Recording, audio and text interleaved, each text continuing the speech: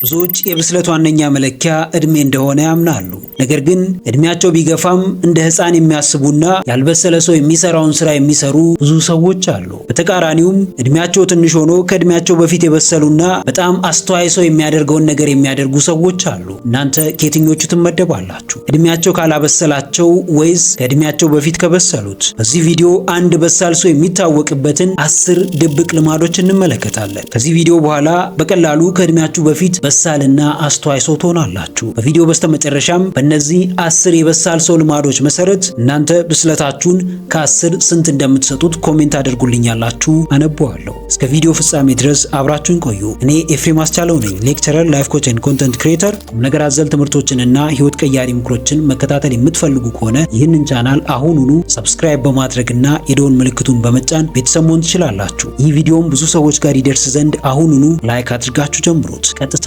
ወደ ጉዳያችን እንግባ። አንድ በሳል ሰው የሚታወቅበትን 10ሩን ድብቁን ልማዶች ከአንደኛው ጀምረን እንመልከት። አንደኛው የዚህ የበሳል ሰው ልማድ ጊዜን ማክበር ነው፣ ወይም ሪስፔክቲንግ ታይም። የራሱን ጊዜ ብቻ ሳይሆን የሰዎችንም ጊዜ ያከብራል። ለጊዜ በጣም የተለየ አመለካከት አለው። ለጊዜ ያላችሁ አመለካከት የተለየ ካልሆነ፣ ለጊዜያችሁ ትልቅ ዋጋ ማትሰጡ ከሆነ ብስለታችሁ ጥያቄ ምልክት ውስጥ ይወድቃል። ይህ በሳል ሰው በፍጹም ጊዜውን በማይረባ ነገር አያባክንም፣ ባሉባልታ አያባክንም፣ በማይጠቅም ህይወቱ ላይ ምንም አይነት አሻራ፣ ምንም አይነት ቫልዩ አድ በማያደርግ ነገር ላይ አያሳልፍ። ይህ በሳል ሰው ከሌሎች ሰዎች ለየት የሚያደርገው ጊዜውን የሚመለከትበት መንገድ ነው። ጊዜውን የሚመለከትበት መንገድ ህይወቱን የሚመለከትበትን መንገድ ይቀይረዋል። ይህ ሰው ሰዎችን ሲያከብር በዋናነት የሚያደርገው ነገር ጊዜ ነው የሚሰጣቸው። በጊዜ ውስጥ ትልቅ ሪስፔክት አለ፣ ትልቅ አቴንሽን አለ። የሆነ ሰው እናንተን ለመስማት ጊዜ የማይሰጣችሁ ከሆነ፣ ከእናንተ ጋርም ለመሆን ጊዜውን መስዋዕት የማያደርግ ከሆነ ኮምፕሊትሊ ያ ሰው እናንተን አያከብራችሁም ወይም እናንተን አይፈልጋችሁም ማለት ነው። ስለዚህ ይህ በሳል ሰው በዋናነት ሰዎችን የሚያከብርበት መንገድ ጊዜ በመስጠት ነው። ጊዜ መስጠት ማለት ፕራዮሪቲ ማስቀመጥ ወይም ደግሞ ቅድመ ተከተልን ማስቀመጥ ማለት ነው። ቅድመ ተከተሉን የምታስቀምጡት በጣም ቫልዩ ለምትሰጡት ነገር ነው። እነዚህ ቫልዩ የምትሰጧቸው ነገሮች ሰዎች ሊሆኑ ይችላሉ፣ ስራችሁ ሊሆን ይችላል፣ አካባቢያችሁ ሊሆን ይችላል። እነዚህ ቫልዩ የምትሰጧቸው ነገሮች የእናንተን ትኩረትና የእናንተን ጊዜ ይፈልጋሉ። ቅድሚያ ለምትሰጡት ነገር ጊዜያችሁን መስዋዕት ታደርጋላችሁ ማለት ነው። ይሄ በሳል የሚባል ሰው ጊዜውን እንደ ትልቅ ከረንሲ ነው የሚመለከተው፣ እንደ ትልቅ ሀብት ነው የሚያየው። ለምን? አንዴ ጊዜው ካመለጠው በድጋሚ እንደማያገኘው ያምናል። በኋላ ላይ በጊዜው ምክንያት መቆጨትን አይፈልግም።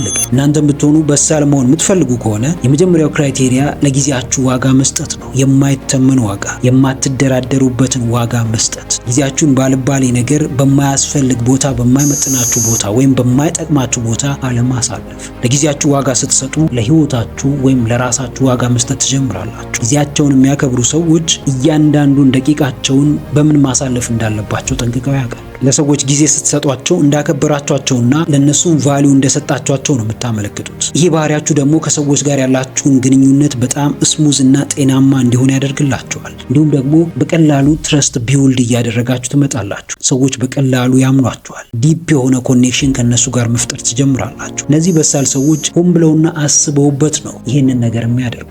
የሰዎችን ጊዜ የሚያከብሩት፣ የራሳቸውን ጊዜ የሚያከብሩት። የራሱን ጊዜ የሚያከብርን ሰው ሰዎች ያከብሩታል። የሰዎችን ጊዜ የሚያከብርን ሰው ሰዎች ያከብሩታል። ዋናው ዓላማችሁ ግን ሰዎች እንዲያከብሯችሁና ለእናንተ ቦታ እንዲሰጧችሁ ሳይሆን የምታደርጉት እያንዳንዱ ነገር በህይወታችሁ ላይ አንድ የተለየ ቫልዩ አድ እንዲያደርግ መሆን ይኖርበታል።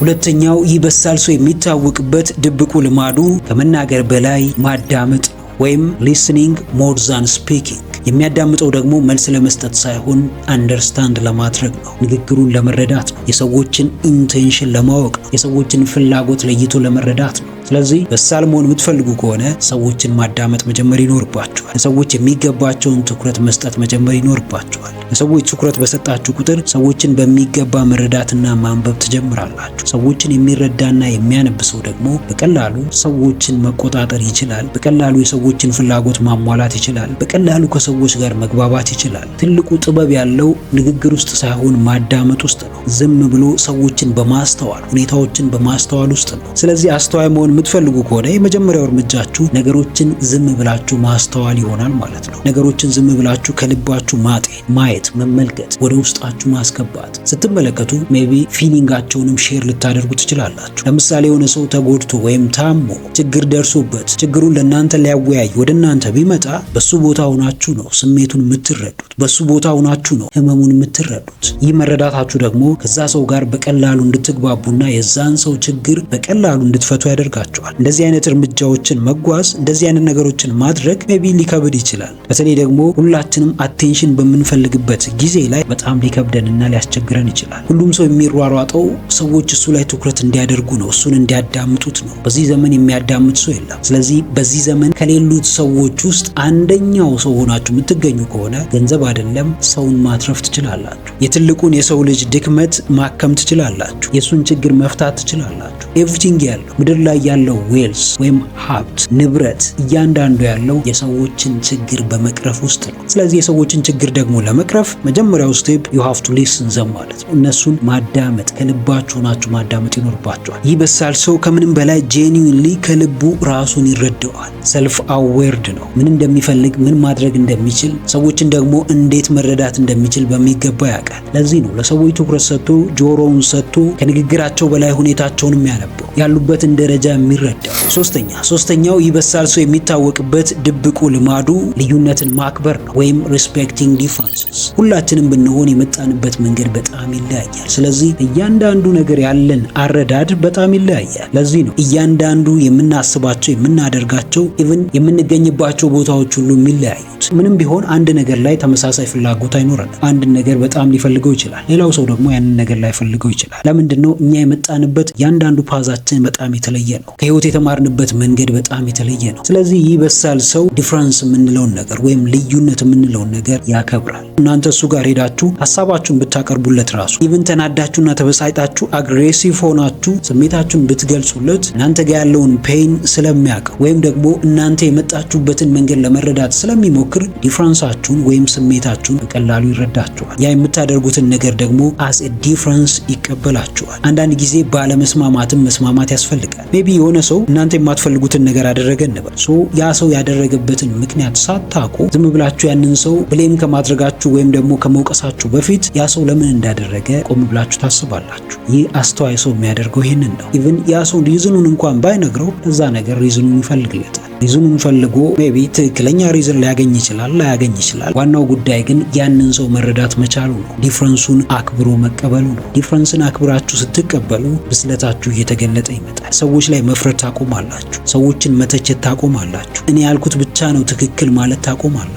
ለምን? ሁሉም ሰው የራሱ የሆነ ፐርስፔክቲቭ አለው፣ ህይወትን የሚመለከትበት፣ እያንዳንዱን እርምጃ የሚራመድበት፣ እያንዳንዱን ነገር የሚያደርግበት ብዙ መንገዶች አሉ። ሁላችንም ህይወትን የምንኖረው ከምንረዳበት አንግል ተነስተን። ለአንዳንዱ ሰው ህይወት በጣም አስቸጋሪ ወይም በውጣ ወረድ የተሞላች ልትሆን ትችላለች። ለአንዳንዱ ሰው ደግሞ በጣም ስሙዝ ልትሆን ትችላለች። ይህንን ልዩነት የፈጠረው ትልቁ ነገር ለህይወት ያላቸው አመለካከት ነው። ለህይወት ያላችሁ አመለካከት የምትቀይሩ ከሆነ ህይወታችሁም ኮምፕሊትሊ ይቀየራል። ይህ በሳል ሰውም የሚያደርገው ከኢጎው ተለይቶ ወይም ኢጎሴንትሪክ ከመሆኑ ወጥቶ ራሱን አረጋግቶ በተለየ መንገድ ወይም ኮንሽስሊ ነው ነገሮችን የሚመለከተው። በማያስፈልግ ንትርክ ውስጥ ወይም በማያስፈልግ ክርክር ውስጥ ራሱን አያስገባም። እኔ ያልኩት ብቻ ይሁን ብሎ ሙጭጭ አይልም፣ ወይም ግትር የሚባል ሰው አይደለም ማለት ነው። ዲፍረንሶችን ስታከብሩ ነው ከሰዎች ጋር መኖር የምትችሉት። እኔ ያልኩት ብቻ ነው ትክክል ብላችሁ ሙጭጭ የምትሉ ከሆነ ከማንም ጋር መኖር አትችሉ። ኢቭን ከራሳችሁ ጋር ራሱ መግባባት አትችሉ። ይህንን የበሳል ሰው ልማድ ማዳበር ስትጀምሩ ኢንተርናል ቫሊዴሽን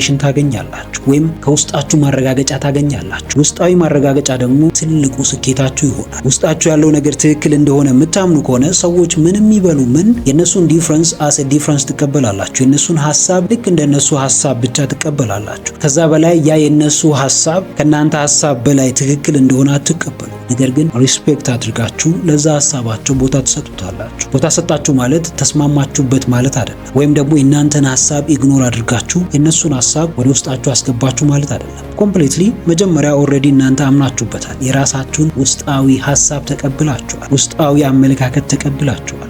ቅድሚያ የምትሰጡት ለራሳችሁ ሐሳብ ይሆናል ማለት ነው። ነገር ግን ሪስፔክትፉሊ የእነሱን ሐሳብ በማክበር ሐሳባቸውን እንደ ሐሳብ ትቀበላላችሁ። ይህ ተግባራችሁ ምን ያደርጋችኋል? ለአዳዲስ ሐሳቦች ኤክስፖዝድ እንድትሆኑ ያደርጋችኋል። አዳዲስ ሐሳቦችን ወደ ውስጣችሁ እንድታስገቡ፣ በተለየ መንገድ እንድትመለከቱ፣ የአመለካከት ዘይቤያችሁን ለየት እንድታደርጉ፣ በብዙ አንገል ነገሮችን መመዘን እንድትችሉ ያደርጋችኋል። ለዚህ ነው ይህ በሳል ሰው በተለየ መንገድ ልዩነትን የሚያከብረው።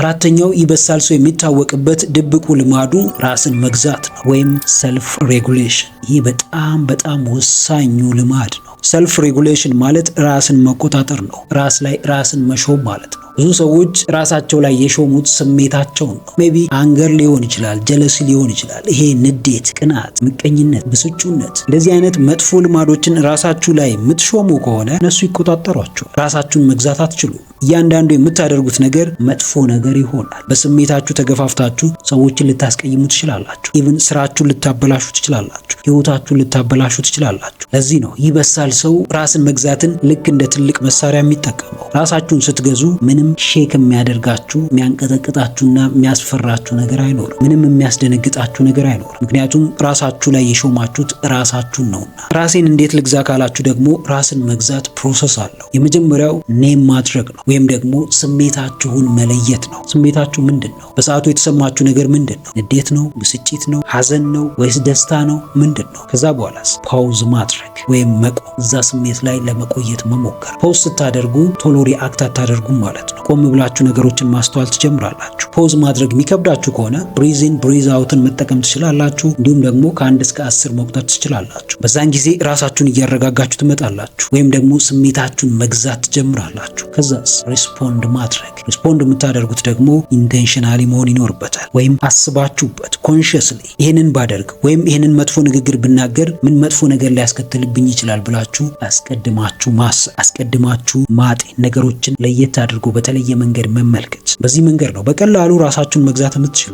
መጽሐፍ ቅዱስ ምን ይላል? ከተማን ከሚገዛ በላይ ራሱን የሚገዛ ሰው ታላቅ ነው ይላል። ስለዚህ ታላቅነታችሁን በተግባር በአደባባይ ማስመስከር የምትፈልጉ ከሆነ ራሳችሁን መግዛት ይኖርባችኋል። እድሜያችሁ ትልቅ ሊሆን ይችላል፣ እድሜያችሁ ትንሽ ሊሆን ይችላል። ብስለት ከእድሜ ጋር የሚገናኝ ነገር እንዳልሆነ የምታሳዩት ራሳችሁን ገዝታችሁ በማሳየት ብቻ ነው። ይህ በሳል ሰው ካልበሰለ ሰው የሚለይበት ትልቁ ዋናው ነገር ስሜቱን የሚገልጽበት መንገድ ነው። ይህ ኢምፐልሲቭ ሪአክሽን የምንለው ነገር አለ ወይም ፈጣን ምላሽ መስጠት። ይህንን የሚያደርገው ያልበሰለ ሰው ነው። የበሰለ ሰው በፍጹም ፈጣን ምላሽ አይሰጥም። ቆም ብሎ ነገሮችን ማስተዋልን ነው የሚመርጠው። ለምን? ከዛ በኋላ ምላሽ በሰጠ ቅጽበት የሚመጡ ብዙ ውጤቶች ወይም ብዙ ኮንሲኩዌንሶች እንደሚኖሩ ያውቃል። በየትኛውም ሰዓት ምንም አይነት ስሜት ሊሰማችሁ ይችላል። ነገር ግን ያንን ስሜት የምታወጡበት መንገድ ስሜታችሁ ላይ ያላችሁን ስልጣን ያሳያል።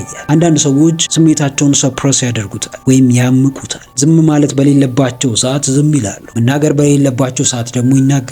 እንደዚህ አይነት ስሜትን የመግለጽ ወይም ኤክስፕረስ የማድረግ ችግር ካለባችሁ ስሜታችሁ እየጎዳችሁ ነው የሚሄደው። ለዚህ ነው ራሳችሁንም መግዛት የሚባለውን ነገር ሎጂካሊ ፕላን አድርጋችሁ አስባችሁበት ማስኬድ ያለባችሁ። አምስተኛ ይህ በሳል ሰው የሚታወቅበት ድብቁ ልማዱ ኃላፊነት መውሰድ ነው ወይም ቴኪንግ ሪስፖንሲቢሊቲ። እናንተም ብትሆኑ በሳል ከሆናችሁ በህይወታችሁ ለተፈጠረባችሁ ለትልቁም ለትንሹም ነገር ማንንም መውቀስ ታቆማላችሁ። ኢማቹርድ ስትሆኑ ነው ሰዎችን መውቀስ የምትጀምሩት።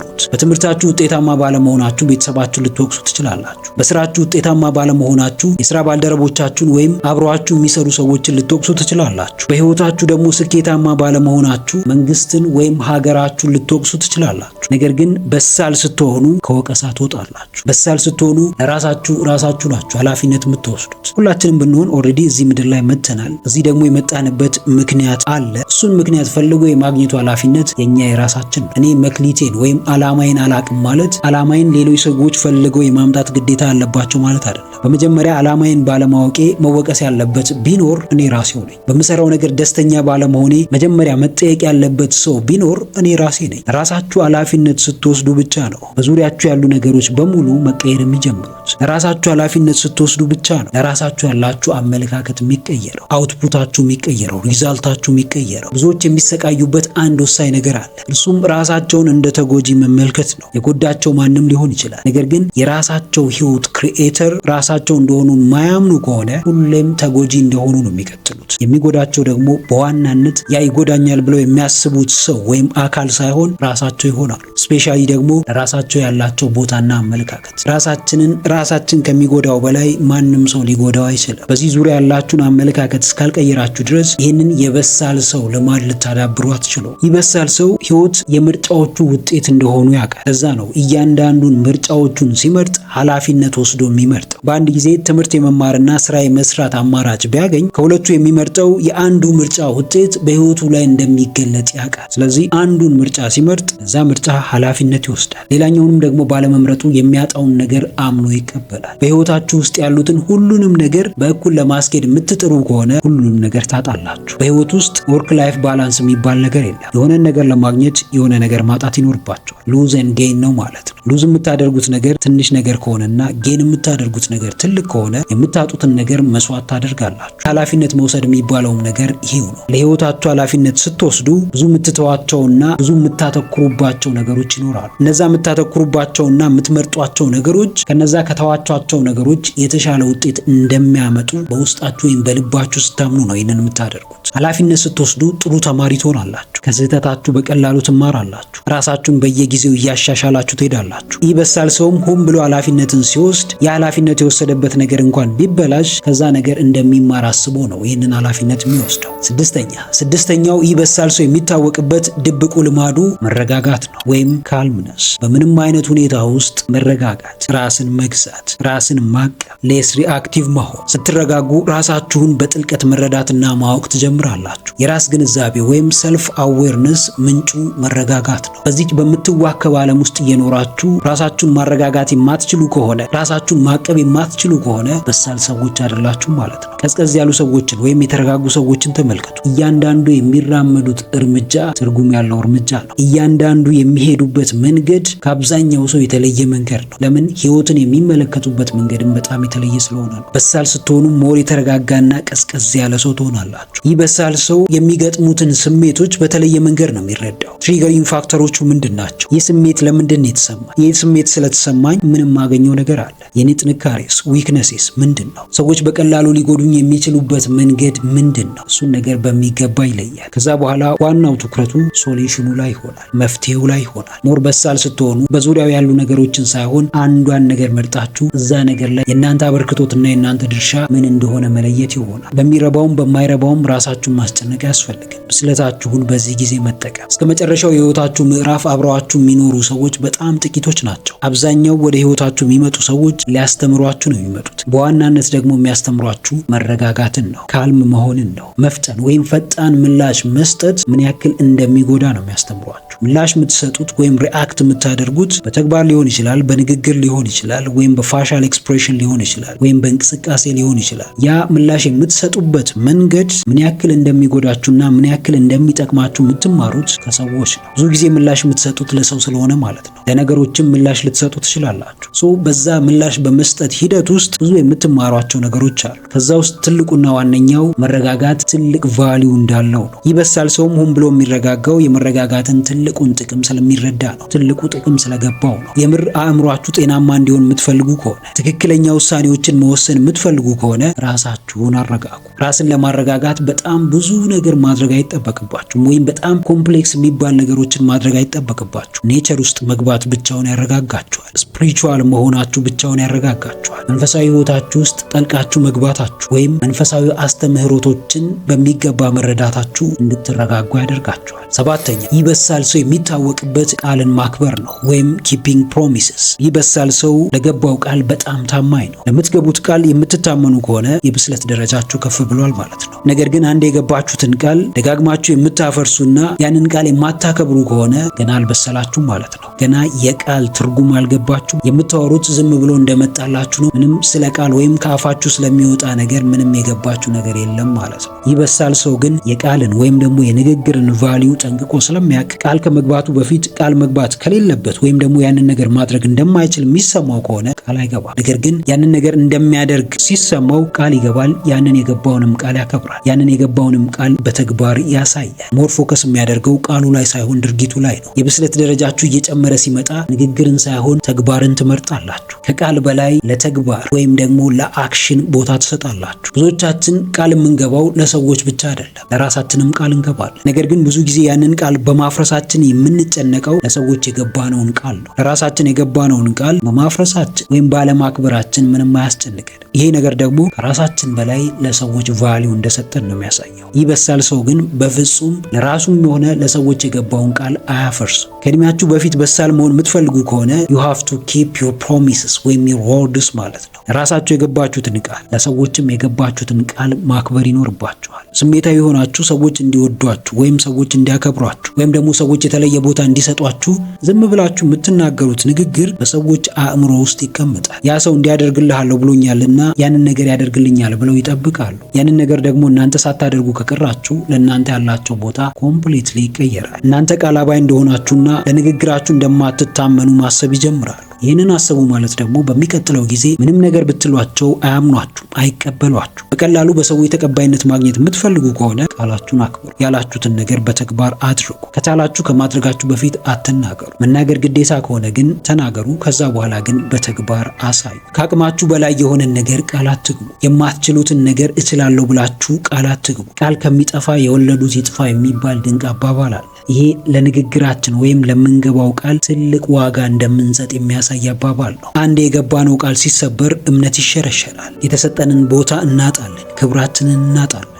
የምትገቡት ቃል ላይ ጥንቃቄ አድርጉ። ልክ እንደዚህ በሳል ሰው ከገባችሁ ደግሞ ቃላችሁን በሚገባ አክብሩ። 8ኛ እንግዲህ ውድ ቤተሰቦች እስካሁን አብራችሁን ከሆናችሁ ቪዲዮ በጣም ተመችቷችኋል ማለት ነው። ስለዚህ አሁኑኑ ላይክ ማድረጋችሁ እንዳትረሱ፣ እንዲሁም ደግሞ ለቻናሉ አዲስ ከሆናችሁ አሁኑኑ ሰብስክራይብ በማድረግና የደወል ምልክቱን በመጫን ቤተሰብ መሆን ትችላላችሁ። 8ኛው ይህ በሳል ሰው የሚታወቅበት ድብቁ ልማዱ ትህትና ነው ወይም ሂዩሚሊቲ። በስኬቱ ልታይ አይልም። ስኬቱ ጠልፎ እንዲጥለው አይፈቅድም። ብራጋ ያበሳል። ይሁኛ አይልም። ይህ ሰው በጣም ትሁት ሰው ነው። ስለዚህ እናንተም ብትሆኑ እየበሰላችሁ ስትሄዱ ትሁት ትሆናላችሁ፣ ዝቅ ትላላችሁ፣ ሰዎችን ታገለግላላችሁ። ሰዎችን ለመረዳት ማታደርጉት ነገር አይኖርም። ከሰዎች ጋር ለመኖር ዝቅ ብላችሁ ትኖራላችሁ። ዝቅታችሁ ግን ክብራችሁን የሚያሳጣችሁ ከሆነ እዚህ ጋር ጥንቃቄ ያስፈልጋችኋል። ትሁት ስትሆኑ እየሰማችሁ እንዳልሰማ፣ እያያችሁ እንዳላየ፣ እያወቃችሁ እንዳላዋቂ የምታልፏቸው በጣም ብዙ ነገሮች ይኖራሉ። ይህንን የምታደርጉት ነገሮችን እንዳመጣጣቸው ተቀብላችሁ መኖር በጣም ብዙ የሚያሳጣችሁ ነገር ወይም ብዙ የሚያበላሸው ነገር እንዳለ ስለሚገባችሁ ነው። የአንድ ሰው ብስለት የሚለካው እያንዳንዱ የሚያደርጋቸውን ነገሮች አደባባይ ላይ በማውጣት ሳይሆን እነዛን ያደረጋቸውን ነገሮች በድብቅ በማድረግ ነው። ይህ በሳል ሰው ትሁት የሚሆንበት ዋነኛው ምክንያት እሱም ጋር የኖሌጅ ጋፕ ወይም ኢምፐርፌክሽን የሚባለው ነገር እንዳለ ስለሚሰማው ነው። እሱን ስለሚያምን ነው። ትሁት ያልሆነን ሰው፣ ሰዎችን የሚንቅን ሰው፣ ሰዎችን ዝቅ የሚያደርግን ሰው፣ ሰዎችን ቃልልን ሰው አስተውላችሁ ከሆነ ያ ሰው ራሱን እንደ ፐርፌክት ሰው ነው የሚቆጥረው። ምንም እንከን እንደሌለበት፣ ምንም እንደማይሳሳት ሰው ነው የሚቆጥረው። ይበሳል ሰው ግን በፍጹም ራሱን በዚህ መንገድ አይመለከት። ራሱን ፍጹም እንዳልሆነ ያውቃል። ራሱም የኖሌጅ ጋፕ ወይም የእውቀት ክፍተት እንዳለበት ያምናል። በዚህ አይነት ማንነት ውስጥ ሆኖ ደግሞ ሌሎች ሰዎችን ሊንቅ አይችልም። ሌሎች ሰዎችን ሊያቃልል አይችልም። አኪውሬት ሰልፍ አሰስመንት የሚባል ነገር አለ፣ ወይም ትክክለኛ እውነተኛ የራስ ግምገማ ማለት ነው። ጠንካራ ጎናችሁን፣ ደካማ ጎናችሁን ከናንተ በላይ የሚያቅሰው የለም። የምትችሉትን፣ የማትችሉትን፣ የምታውቁትን፣ የማታውቁትን ነገር ከናንተ በላይ የሚያቅሰው የለም። ስለዚህ ለራሳችሁ የምትታመኑ ከሆነ ሌሎች ሰዎች ጋርም እናንተ ጋር ያለው ክፍተት ወይም ድክመት እንዳለ ታስባላችሁ። ስለዚህ ሌሎች ሰዎችንም ፐርፌክት አድርጋችሁ ሳይሆን ኢምፐርፌክት አድርጋችሁ፣ ፍጹም ሳይሆን እንከን እንዳለባቸው አድርጋችሁ ነው ትሪት የምታደርጓቸው። በዚህ ጊዜ ነው ትሁት የምትሆኑት፣ ለሌሎች ሰዎች አገልጋይ የምትሆኑት። አገልጋይ መሆን ደግሞ ትልቁ በረከታችን ነው። ይህ በሳል ሰው እውቅናውን፣ ተጽዕኖውን፣ ኢንፍሉዌንሱን ሰዎችን ለመጉዳት አይጠቀመውም። ከዛ በላይ ሰዎችን ለመጥቀም ነው የሚጠቀመው። ሰዎች ላይ ፖዚቲቭ ኢምፓክት ለማሳደር ነው የሚጠቀመው። በሳል ስትሆኑ የምታደርጉት ይሄ ነው። በሳል ስትሆኑ በትንሽ እውቀታችሁ እኔ ብቻ ነኝ አዋቂ አትሉ። በሳል ስትሆኑ ትንሽ ነገር አድርጋችሁ ትልቅ ነገር እንዳደረገ ሰው እኔ ብቻ ነኝ ተጽዕኖ ፈጣሪ፣ እኔ ብቻ ነኝ ታዋቂ አትሉ። ከዛ በላይ ትሁት ትሆናላችሁ፣ ዝቅ ትላላችሁ። በጣም ትልቅ ነገር እየሰራችሁ ምንም እንዳልሰራ ሰው ትሁት ሆናችሁ ሌሎች ሰዎችን ዝቅ ብላችሁ ታገለግላላችሁ። ዘጠነኛው ይህ በሳል ሰው የሚታወቅበት ድብቁ ልማዱ በራስ መተማመን ነው፣ ወይም ሰልፍ ኮንፊደንስ። በራስ መተማመን ራሱ ነው የሚናገረው። የሆነ ሰው በራስ መተማመኑን በንግግሩ መግለጽ አይችልም። እኔ በራሴ እተማመናለሁ፣ እኔ ራሴን አውቃለሁ ማለት አይችልም። ለምን? በራስ መተማመን ራሱ የሚናገር ክህሎት ነው። በሳል ስትሆኑ በራስ መተማመን ትልቅ ኢሹ አይሆንባችሁ። የምታደርጉትን ታውቃላችሁ፣ እንዴት እንደምታደርጉ ታውቃላችሁ፣ አቅማችሁን በሚገባ ትረዳላችሁ። ይህ አቅማችሁ ወይም ይህ ፓወራችሁ ደግሞ እስከየት እንደሚወስዳችሁ የት እንደሚያደርሳችሁ ጠንቅቃችሁ ታውቃላችሁ። የማትችሉት ነገር ውስጥ ጥልቅ አትሉ። የማያገባችሁ ጉዳይ ውስጥ አትገቡ። ለምን? የሚመለከታችሁንና የማይመለከታችሁን ነገር ጠንቅቃችሁ ስለምታውቁ። ይህ በሳል ሰውም ከዚህ የተለየ ማንነት የለውም። ካራክተሩ በራሱ እንዲተማመን ያደርገዋል። ባህሪው፣ አይደንቲቲው፣ ቢሄቪየሩ፣ እያንዳንዱ ነገር በራሱ እንዲተማመን ያደርገዋል። ስለ በራስ መተማመን ወይም ስለ ሰልፍ ኮንፊደንስ ስናወራ ስለ አንድ ጠንካራ ካራክተር ስላለው ሰው ነው የምናወራው። ስለ አንድ ምሳሌ መሆን ስለሚችል ሰው ነው የምናወራው። ስለዚህ በሳል ለመሆን ትልቁ ግብአታችሁ በራስ መተማመናችሁ ነው። ሰዎችን የምታከብሩት፣ ለሰዎች ቦታ የምትሰጡት፣ ቃላችሁን የምታከብሩት፣ ራሳችሁን የምትገዙት በራሳችሁ ስትተማመኑ ነው። እያንዳንዱ የዚህ የበሳል ሰው ልማዶች ተመጋጋቢ ናቸው። አንዱን ከአንዱ መነጠል አይቻልም። በሳል ስትሆኑ በየቀኑ ራሳችሁ ላይ ትሰራላችሁ።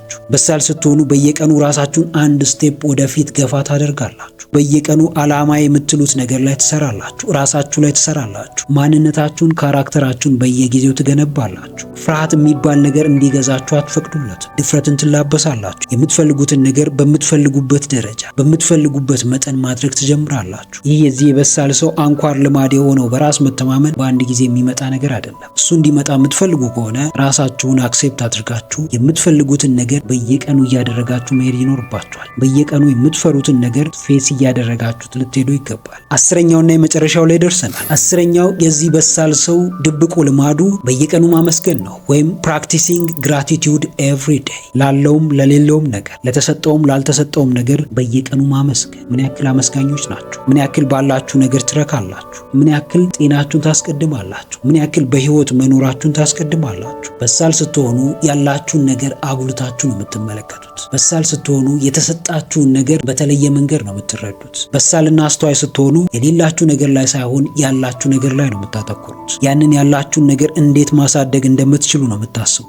ይሄ ስኬርስ ማይንድ ሴት የሚባለውን ነገር ከውስጣችሁ ታወጣላችሁ። የእጥረት ማይንድ ሴት፣ የእጥረት አስተሳሰብ። አንዳንድ ሰዎችን አስተውላችሁ ከሆነ ሁሌም የሚያወሩት ስለ ችግር ነው፣ ስለ እጥረት ነው። ሁሌም የሚያወሩት ስለ ማጣት ነው፣ ስለ ውድቀት ነው። እነዚህ ሰዎች የሚያመሰግኑበት በጣም ብዙ ነገሮች ይኖራቸዋል። ነገር ግን ትኩረታቸው የሚያመሰግኑበት ነገር ላይ ሳይሆን የሚያማርሩበት ነገር ላይ ነው። የሚያማርሩበት ነገር ላይ ደግሞ ትኩረት ባደረጉ ቁጥር ያ ነገር እያደገ ይመጣል። የሚያስጨንቃቸው፣ የሚያሳስባቸው፣ ህይወት ከባድ እንደሆነች የሚያሳያቸው ነገር እያደገና ከፍ እያለ ይመጣል። ከእንደዚህ አይነት አጣብቂኝ ለመውጣት የመጀመሪያው እርምጃ ስላላቸው ነገር ማመስገን ነው። ስለተሰጣቸው ነገር ማመስገን ነው። ፉልፊልድ የሆነ ህይወትን ለመኖር ራስን ማዘጋጀት ነው። ሜቢ ከእነዚህ ሰዎች የከፋ ህይወት የሚኖሩ በጣም ብዙ ሰዎች ይኖራሉ። ነገር ግን እነዛ ሰዎች እያመሰገኑ ስለሚኖሩ ብቻ ደስተኞች ይሆናሉ። ከፈጣሪያቸው ጋር ያላቸው ኮኔክሽን በጣም ስትሮንግ ስለሆነ ወይም ጠንካራ ስለሆነ ብቻ በጣም የተረጋጋና ደስተኛ የሆነ ህይወትን ይኖራሉ። ህይወታችሁ የተረጋጋና ሰላማዊ እንዲሆን የምትፈልጉ ከሆነ you have to be grateful። ሁሌም አመስጋኝ መሆን ይኖርባችኋል። ሁሌም በተሰጣችሁ ነገር ደስተኛ መሆን ይኖርባችኋል። በዙሪያችሁ ባሉ ሰዎች ደስተኛ መሆን ይኖርባችኋል። የሰው ልጅ ፍላጎት ገደብ የለው። የሆነ ነገር ቢሰጣችሁ በዛ ነገር ዛሬ ታመሰግኑ ይሆናል። ነገር ግን ሌላ ተጨማሪ ነገር እስካልመጣ ድረስ ያንን ምስጋናችሁን ትረሱታላችሁ። ለዚህ ነው ባላችሁ ነገር ሁሌም ማመስገን ያለባችሁ። ለዚህ ነው በህይወት በመኖራችሁ፣ አዲስ እስትንፋስን በመተንፈሳችሁ፣ አዲስ ንጋትን፣ አዲስ ቀንን በመመልከታችሁ ብቻ ማመስገንና ደስተኛ መሆን ያለባችሁ። ብዙ የሚበሉትን አጥተው የሚሰቃዩ ሰዎች አሉ። ብዙ ፀሐይን መመልከት የናፈቃቸው ሰዎች አሉ። ብዙ በየቀኑ ከእንስሳት ጋር የሚታገሉ ሰዎች አሉ። ነገር ግን እናንተ ከነዚህ ሰዎች መሃል እንኳን ባለመሆናችሁ ማመስገን ይኖርባችሁ። እያንዳንዳችን ያለንን ነገር ብናቅ የሌለን ነገር በጣም ትንሽ እንደሆነ ይገባናል። ያለን ነገር የምንፈልገውን ነገር ለማድረግ የምንፈልግበት ደረጃ ላይም ለመድረስ እጅጉን በጣም በቂ ነው። ሰው መሆናችን ብቻ ራሱ የምንፈልገውን ነገር እንድናደርግ ነፃነት ይሰጠናል። ይህንን ነፃነት የሰጠን ሰው መሆናችን ብቻ ሳይሆን የፈጠረን እግዚአብሔር ነው። ይህ በሳል ሰው በአመስጋኝነቱ ምክንያት በጣም ብዙ ነገር ያገኛል። ልቡ ለስላሳ ነው። አእምሮ በጣም ፖዚቲቭ ነው። በጣም አዎንታዊ ነው። ነፍሱ ደግሞ በጣም ጠንካራ ነች። የነፍሱን ጥንካሬ ደግሞ የሚያገኘው በዚህ በአመስጋኝነቱ ምክንያት ከፈጣሪው ጋር በጣም ጠንካራ የሆነ ኮኔክሽን ስለሚፈጥር ነው። ሁሌም ያላችሁን ነገር ከምቀኝነት ጋር ወይም ደግሞ ከማቴሪያል ነገር ጋር ከቁስ ነገር ጋር አታገናኙት። የሰው ልጅ በቁስ የሚገደብ ተፈጥሮ አይደለም። የሰው ልጅ መንፈስ ነው። መንፈስ ደግሞ ምንም አይገድበው። ስለዚህ ማቴሪያሊስቲክ አትሆኑ። በቁስ ራሳችሁን አትገድቡ። በቁስ ራሳችሁን አታስጨንቁ። የሆነ ቁስ ስላጣችሁ ወይም ገንዘብ ስላጣችሁ ወይም ደግሞ በዙሪያችሁ ያሉ ሰዎች እያስጨነቋችሁ ወይም እየበደሏችሁ ስለሆነ ኑሯችሁን አታማሩ፣ ራሳችሁን አታስጨንቁ።